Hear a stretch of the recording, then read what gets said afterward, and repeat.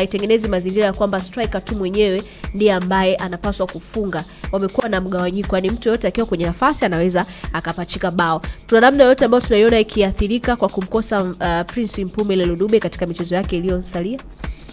Kumkosa mchezaji ambaye naweza kusema ni kinara wa ufungaji, nadhani itakuwa ni changamoto kubwa sana kwao, kwa sababu Dube msimu huu amefunga magoli 13. Unaenda kucheza michezo mitatu ya mwisho ambayo Yanga wanaona kama ni michezo ya finali. Kwa ratiba yao walipopost walisema tuna finali 4 msimu huu. Moja tayari walishaicheza. Na michezo yote inaenda kuamua hatima yao msimu huu, kwa maana kwamba akipoteza mchezo hata mmoja tayari alishatoka kwenye ile race ya ubingwa.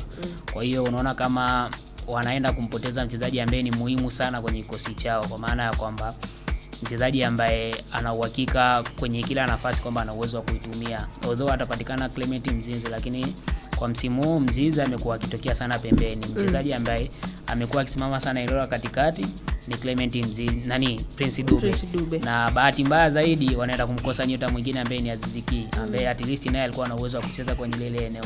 Kwa hiyo sasa unaangalia kwa nafasi iliyobaki wanalazimisha sasa Clement Mzize akasimame kwenye nafasi ya katikati ambayo kwa msimu huu amekuwa hatumiki sana. Kwa hiyo unaona Yanga ita struggle sana kwenye kupata matokeo kutokana na aina mchezaji ambaye ametoka na uimara ambao walikuwa wanaonyesha kwenye ile nafasi.